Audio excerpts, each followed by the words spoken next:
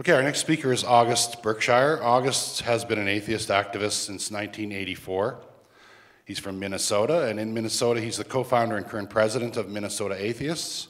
He's the co-founder and current board member of Camp Quest of Minnesota, and he's a past member of the board of directors of the Humanists of Minnesota. Nationally, he's the past vice president of Atheist Alliance International, a past member of the board of directors of American Atheists, currently a member of the board of directors of the Freedom from Religion Foundation. He's also currently on the Speakers Bureau for the Secular Student Alliance and the Center for Inquiry. He's written a number of pamphlets which are available in his display rack, which I assume is outside on one of the tables. His website is augustberkshire.com, and he is the proud owner of the atheist license plate for Minnesota. I assume it's the only one, right? Yeah, because they can't have two. And he is proud to be listed in the reference book, Who's Who in Hell. That's a good one. Today he'll be speaking on morality with and without God. Ladies and gentlemen, please welcome August Berkshire.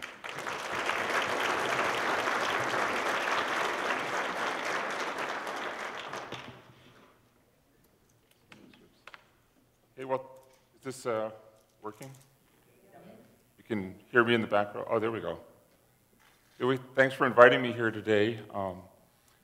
I came here to talk about God, but upon further reflection, I find there's nothing to talk about.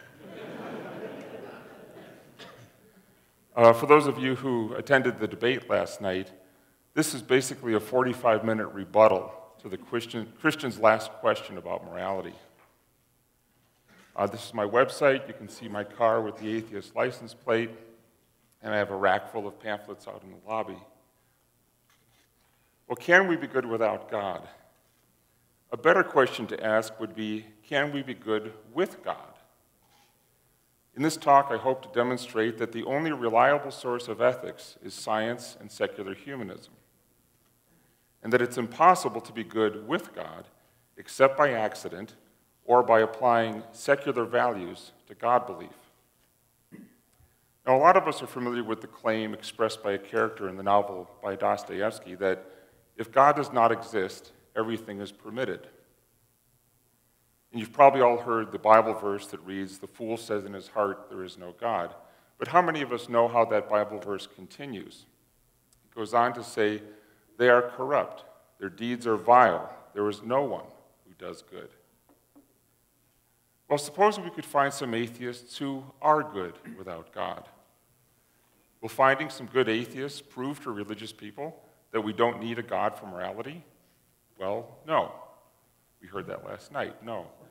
They'll say that atheists are borrowing from a religion that is prevalent or has been prevalent in society.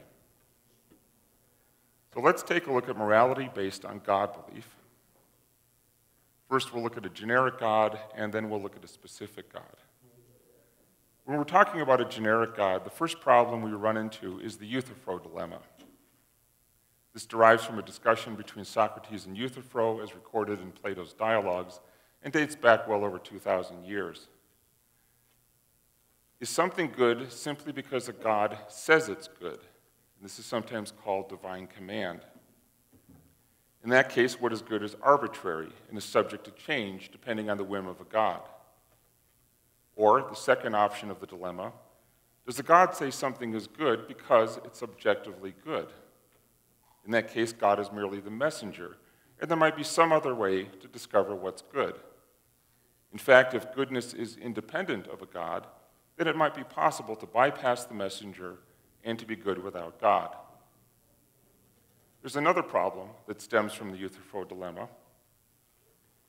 Just because a God says we should do something, why does that automatically mean that we ought to do it? It may be claimed that this God is all good, but how do we know that?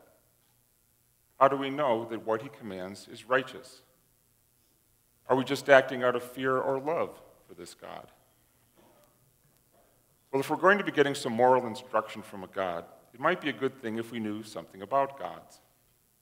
For example, what is a God composed of? How many gods are there? Which God is the one we should be listening to? What does that God say is moral? And how does that God give us morality? The fact is, we can't verify anyone's answers to these questions. These are important questions because how you picture your God can affect your views of morality. In fact, there's a recent book out called America's Four Gods: What We Say About God and What That Says About Us. The authors have identified 4 different views that Americans have of God: an authoritative God, a benevolent God, a critical God, and a distant God. In the interest of time, we'll just focus on the 2 extremes: an authoritative God who is engaged in the world and is judgmental, and a distant God who stands apart from the world he created. In this chart, you can see that on the question of the morality of abortion, Americans who believe in an authoritative God, up there, are much more likely to view abortion as morally wrong than Americans who believe in a distant God. So there's the authoritative God. They tend to believe it's always wrong, and distant God, it's sometimes wrong, but often more acceptable. On the question of homosexuality, people who believe that homosexuality is a choice are more likely to believe that homosexuality is immoral and to deny equal rights to gay people than people who believe that homosexuality is a trait that you're born with. And Americans who believe in an authoritative God are much more likely to view homosexuality as a choice than Americans who believe in a distant God. So this idea that people choose to be homosexual, authoritative God, 56 of the people who believe in that kind of God think homosexuality is a choice, and distant God, fewer of them think that homosexuality is a choice. And not surprisingly, atheists are the group most likely to realize that homosexuality is not a choice and to be in favor of gay rights. Yay, yes. I mean, that should be 0, so that's even bad that it's 13, but... Well, admittedly, this does beg the question, does a person's view of a God change their views of morality? Or do people already have certain moral views and then select or create a God to match those views? Of course, the problem is that we don't know if God is authoritative, benevolent, critical, distant, or non-existent. Now let's turn to another question. How does this God deliver his moral instructions, whatever they are, to humans? What mechanism does a God use to give us moral instruction? Does a God put a moral instinct directly into our brains, perhaps at birth? Does a God use invisible fingers to poke inside our brains and rearrange the chemicals and neurons to give us a sense of morality that we would otherwise lack? If so, why does this God seem to wire or rewire different people's heads with different ideas about what's moral? Do God's invisible fingers sometimes slip when he's doing his rewiring? This God is either purposely inconsistent or he's incompetent. Or does a God tell us what's moral with words through a spoken or written revelation? If so, why does this God seem to give different revelations to different people? How can we tell which revelation is the true revelation? And how can we tell the difference between a revelation and a hallucination? On many moral questions, we get a diversity of religious opinions. Use of alcohol and caffeine, other dietary restrictions, masturbation, premarital sex, contraception, abortion, embryonic stem cell research, divorce, the role of women, gay rights, death penalty, voluntary euthanasia, and when and if we should go to war. And often within a single religion, they have these differences of opinion. So God-given morality is unverifiable and contradictory. How many times have we heard people claim that they were acting on orders from a God, and would we really want to follow these people?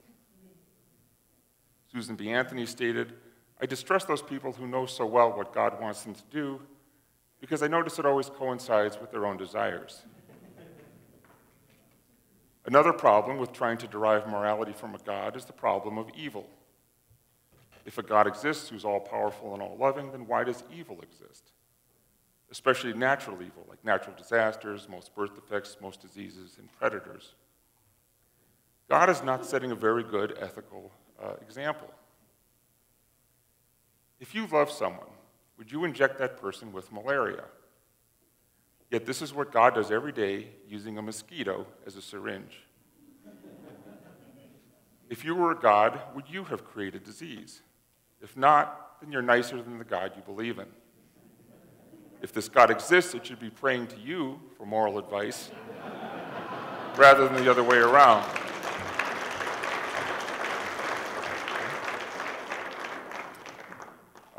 In fact, hospitals are monuments to God's incompetence, indifference, or cruelty.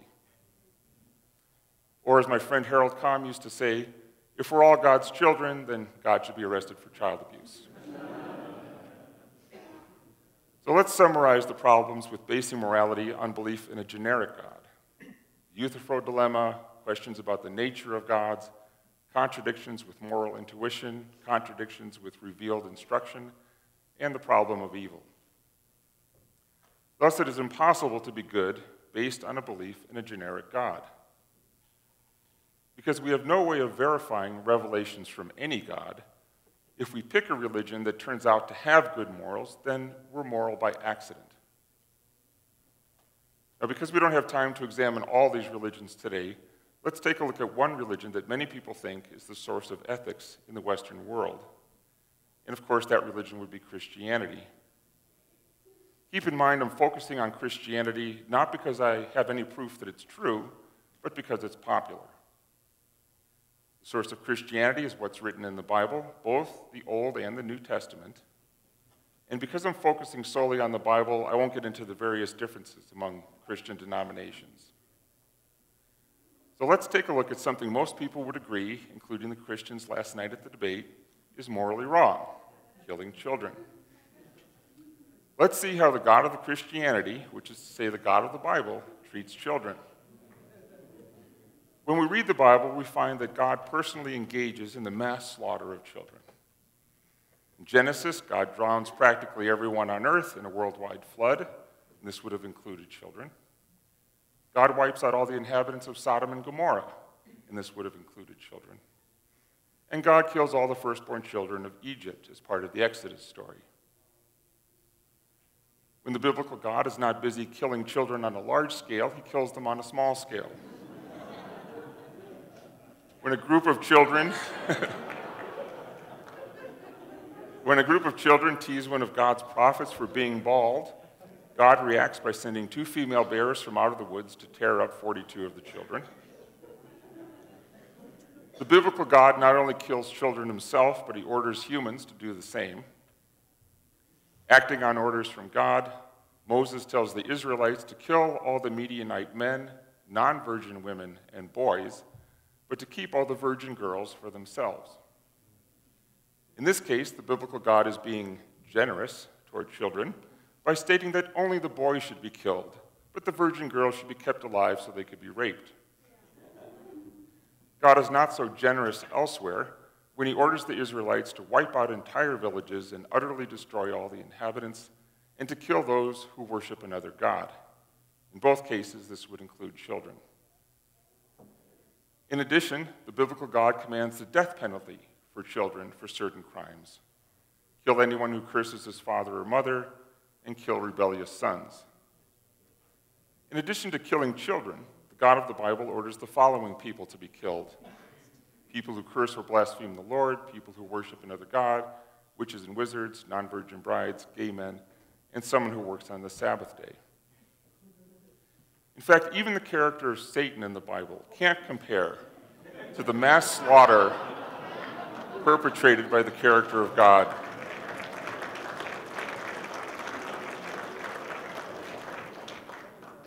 Well, what about the 10 Commandments, which are really 11 commandments because the first commandment is in 2 parts?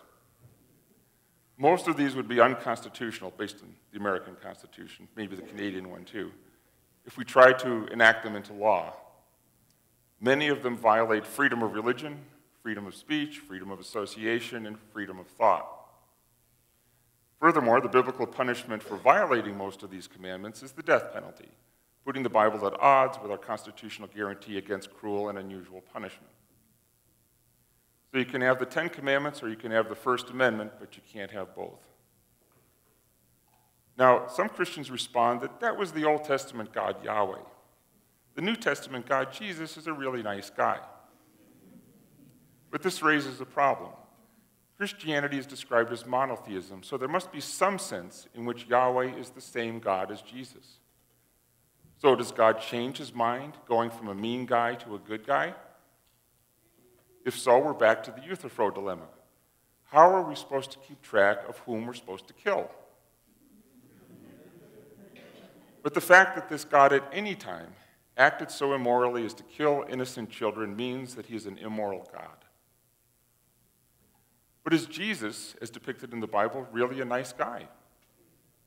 The Bible quotes Jesus as saying, "Do not think that I have come to abolish the law or the prophets. I have not come to abolish them, but to fulfill them. For truly I tell you, until heaven and earth disappear, not the smallest letter, not the least stroke of a pen, will by any means disappear from the law until everything is accomplished." Which brings us back to God's unethical hit list. The Bible also quotes Jesus as saying, "I am the way, the truth, and the life. No one comes to the Father except through me." In other words, love me or burn in hell for eternity. Is this really an ethical commandment? It's no wonder that Isaac Asimov concluded that, properly read, the Bible is the most potent force for atheism ever conceived. Of course, there are other parts of the Bible that advocate things that we would agree are ethical, but then we're pitting the good parts of the Bible against the bad parts. Thomas Jefferson recognized this problem. His solution was to cut up the four Gospels to try to separate the diamond from the dunghill. But if we're picking and choosing, deciding that some of God's actions are okay and some aren't, and deciding to obey some biblical commandments and not others, then on what basis are we doing this? How do we know which is the good part and which is the bad part of the Bible? On what basis do we decide that it's really not okay to kill people who work on the Sabbath, gay people, non-virgin brides, disobedient sons, etc.? Since the same God is proclaiming both the good parts and the bad parts of the Bible, then it must be something other than that God that we're using to identify the bad parts. We can differentiate the good parts of the Bible from the bad parts because we're bringing our own natural, secular, outside the Bible morality to bear on the Bible. So let's summarize our conclusions regarding God-based ethics. Regarding a generic God, we have no way to verify what a God is, how many of them exist, how they communicate with humans, who speaks for God, and why God's messages are so contradictory. And when we look at one of many religions that claims to be the true religion, Christianity, we get a God who performs unethical acts himself and commands humans to do the same. In the end, we have to bring our own sense of ethics to bear on the Bible to determine which parts of the Bible to focus on and which parts to ignore. For all these reasons, it is impossible to base our ethics on God belief. Thus, if we happen to be good based on God belief, it is by accident or by applying secular values to God belief. Well, are God beliefs and religion useful even if we can't verify them and even if they might be false? Well, as a matter of fact, belief in an unseen being who rewards you for good behavior and punishes you for bad behavior can indeed motivate good behavior.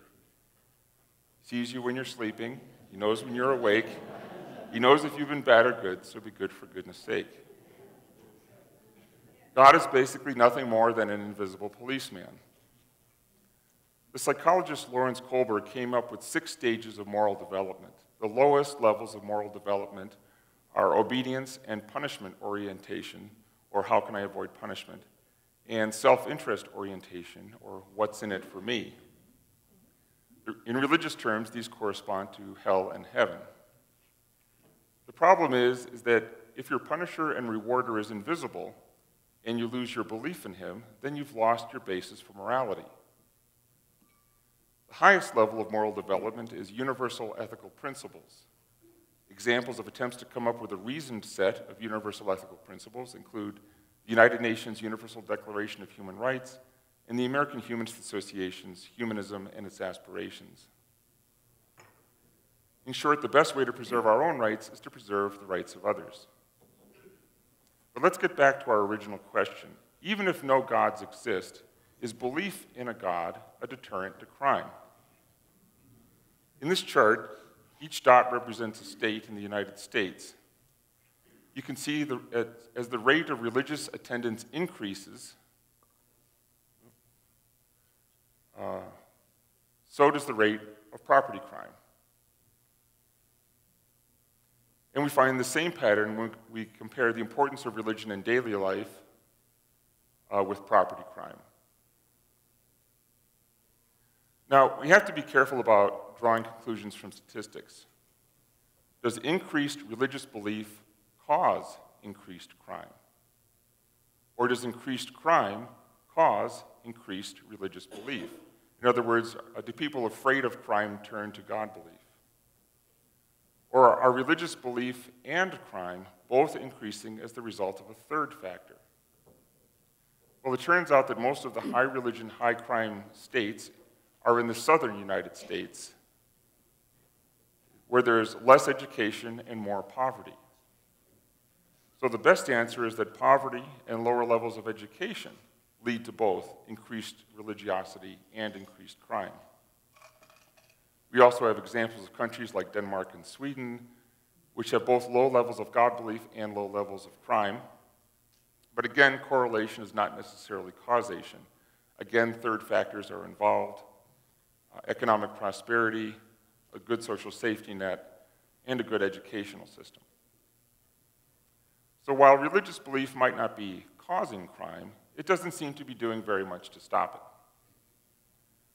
If ethics based on religious belief had been a success, then we wouldn't have needed to look any further. Furthermore, it doesn't explain the moral behavior that we find in other animals. A new paradigm is needed, one that links and explains human and other animal morality, and which is based on the natural world, not a supposed supernatural world. And that paradigm, of course, is evolution.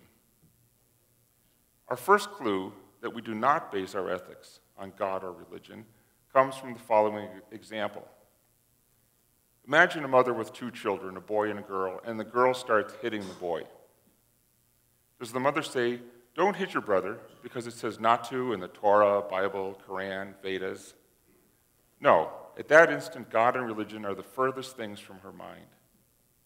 Instead, doesn't the mother say something like, "Don't hit your brother, you're hurting him"? That's consequences. Or, "Don't hit your brother, how would you like it if someone hit you?" That's empathy. So consequences and empathy are the natural basis for ethics. Consequences are how we make our judgments, and empathy is why we care about morality in the first place. In fact, rather than talking about things being morally good or bad, it makes more sense to talk about things being either helpful or harmful, because we can often measure this as objectively good or bad. Empathy is the basis for the golden rule, which is found in many cultures, either in its positive form, do unto others as you would have them do unto you, or its negative form, do not do unto others what you would not have done unto you. In fact, we find the golden rule encoded into many religions. Supernatural religions have great differences among them, but it's natural empathy that is universal. Well, what is morality? We've been talking a lot about morality without defining it much better than the US Supreme Court once defined pornography. We know it when we see it.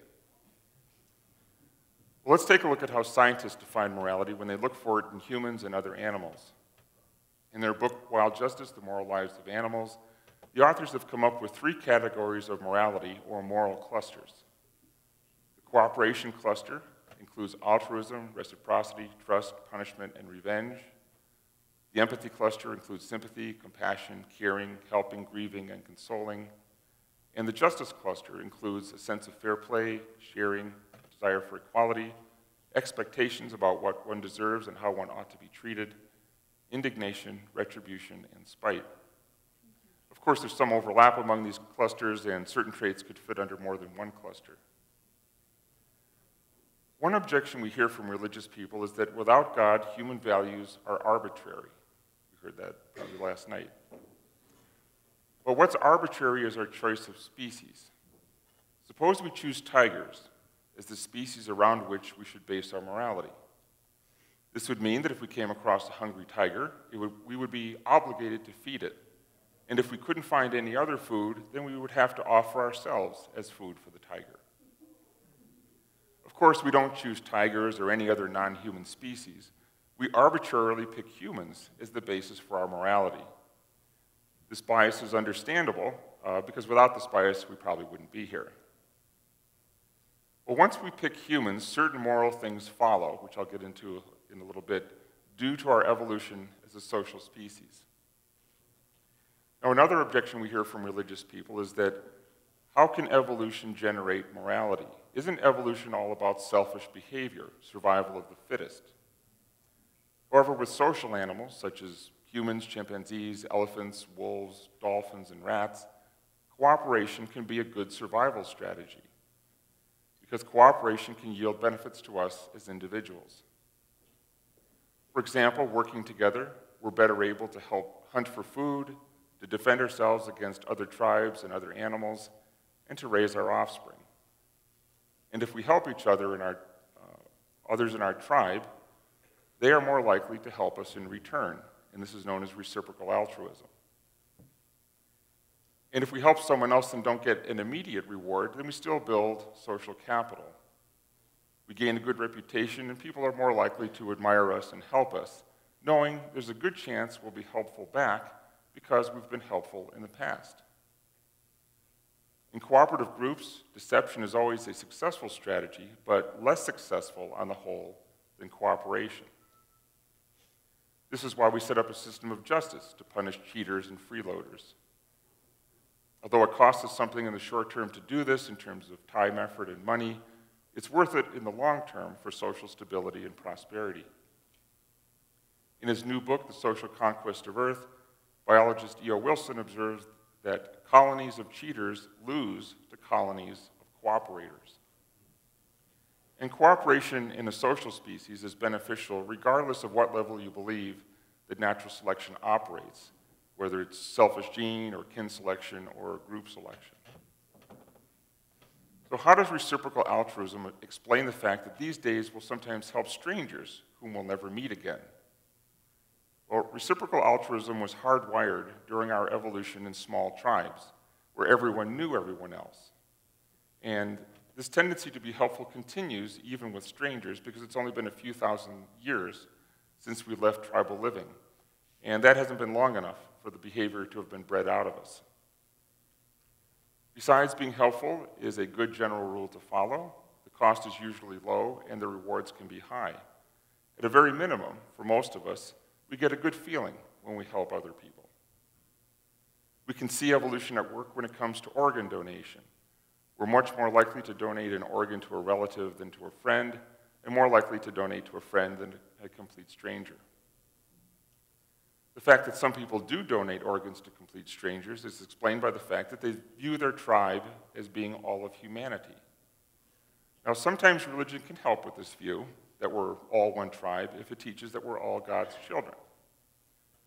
However, the reason we have to do the Lord's work is because the Lord isn't doing it himself. And if we're doing the work, shouldn't we take the credit? Furthermore, a lot of charity from religious people actually turns out to be very self-serving. Here we have Bibles for Haiti earthquake victims. Thank you, this looks delicious.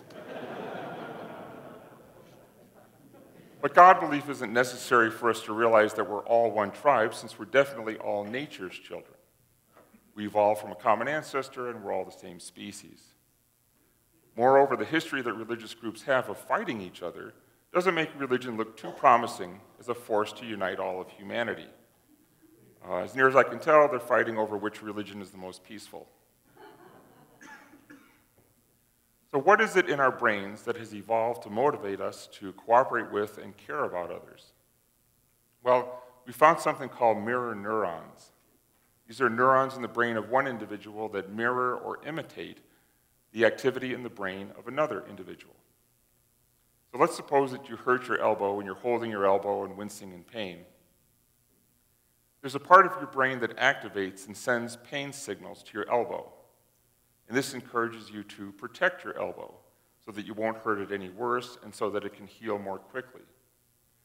If I see and hear you clutching your elbow and crying out in pain, those same neurons that are firing in your brain to signify pain will also fire in my brain, though not as strongly. This will allow me to feel your pain and to have empathy and sympathy for you, and will motivate me to come to your aid. It's believed that mirror neurons first developed to facilitate language, and then they were used in the development of a theory of mind, which is understanding what another person is thinking. And finally, they developed to be used for empathy. Mirror neurons are part of a larger system in the brain called empathy circuits. And in fact, the same part of our brain that causes us to feel empathy can also be found in the brain of a rat. So mirror neurons and empathy circuits have helped explain cooperation, empathy, and justice that have been found in human and some non-human animals. Well, here are some examples. And I think we can presume that most, if not all, of these animals have no God belief. A group of elephants rescued a group of caged antelopes by undoing all the latches on the gate. A rat in a cage refused to push a lever for food when it saw that another rat in another cage received an electric shock as a result. A female monkey who couldn't figure out how to put a token in a slot to get food was helped by a male monkey who put the token in the slot for her and then let her eat the food rather than eating it himself. A female bat helped another female bat who was trying to give birth by showing her the proper way to hang. A cat led her elderly, deaf, and blind dog friend away from obstacles and towards food. And a group of chimpanzees in a zoo punished a chimp who arrived late for dinner because the rules were that no one eats until everyone is present.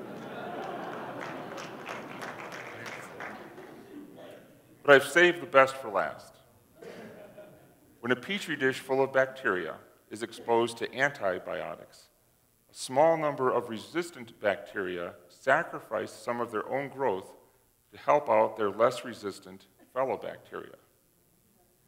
Does anyone here believe that God is instructing this bacteria to help out its neighbors? There are a number of things that indicate that morality is tied to a physical brain and not a supernatural entity. The following physical things can affect your moral decisions. First, there's the structure of your brain. We've already talked about mirror neurons and empathy circuits that are found in the brain. Diseases of the brain, such as cancer, can change your personality and your moral decisions. Genetics can also have an impact on your moral actions. I've already talked about the impact of cancer, and some cancers are due to a genetic predisposition. There's also a certain combination of genes that increases your likelihood of committing a crime. And that's the XY chromosome that makes a person male. Chemicals in your brain can affect how you treat other people. For example, oxytocin can increase the amount of trust and love you have towards other people, and this will affect how charitable you are towards them. Some hallucinogens can cause you to have poor judgment and do things that you would not ordinarily do. Hunger can affect your brain and your mood and alter your judgment. One study showed that judges were more lenient right after they had eaten breakfast or lunch, and harsher right before lunch and before dinner.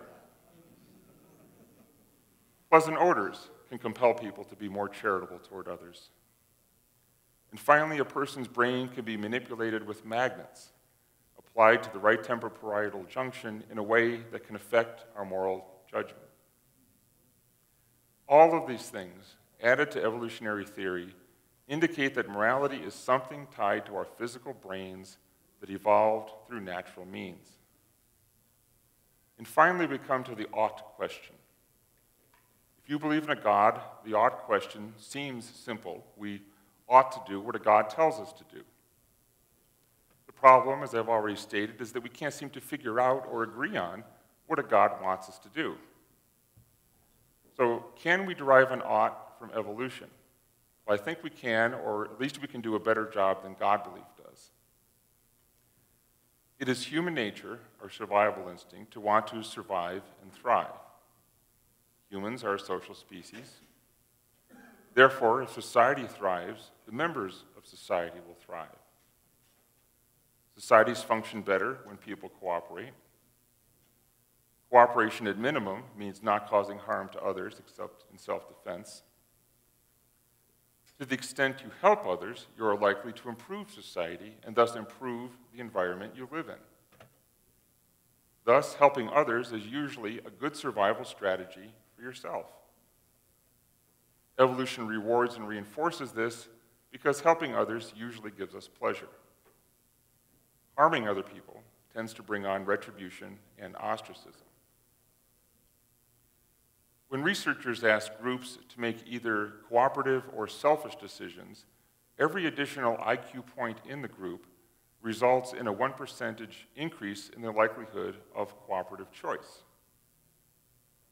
This is at least partially explained by the fact that more intelligent people tend to be more willing to delay gratification. There are a number of books out now that discuss the evolutionary and neurological bases of morality, both in humans and other animals. Mirror Neurons and the Evolution of Brain and Language, Mirroring People, a New Science of How We Connect with Others, On Being Moved from Mirror Neurons to Empathy, Brain Trust, What Neuroscience Tells Us About Morality, Primates and Philosophers, How Morality Evolved, Good-Natured, The Origins of Right and Wrong in Humans and Other Animals, Wild Justice, The Moral Lives of Animals, The Age of Empathy, Nature's Lessons for a Kinder Society, The Evolution of Morality, The Ethical Brain, The Science of Good and Evil, The Science of Evil, on Empathy and the Origins of Cruelty, Moral Minds, How Nature Designed a Universal Sense of Right and Wrong, Cosmic Dice, Moral Life in a Random World, and a new book that just came out, Moral Origins, The Evolution of Virtue, Altruism, and Shame. Atheists have addressed the question of morality in books like Morality Without God, Good Without God, What a Billion Non-Religious People Do Believe, and Society Without God. Sense and Goodness Without God, and The Moral Landscape, How Science Can Determine Human Values. And there are even atheist billboard campaigns. 1 million New Yorkers are good without God. Are you? There are many charities in the world that make no reference to religion, such as Doctors Without Borders. And there are also some specifically non-religious humanistic charities, such as Foundation Beyond Belief and Skeptics and Humanists Aid and Relief Effort. So, in conclusion, can we be good without God? We're already doing it.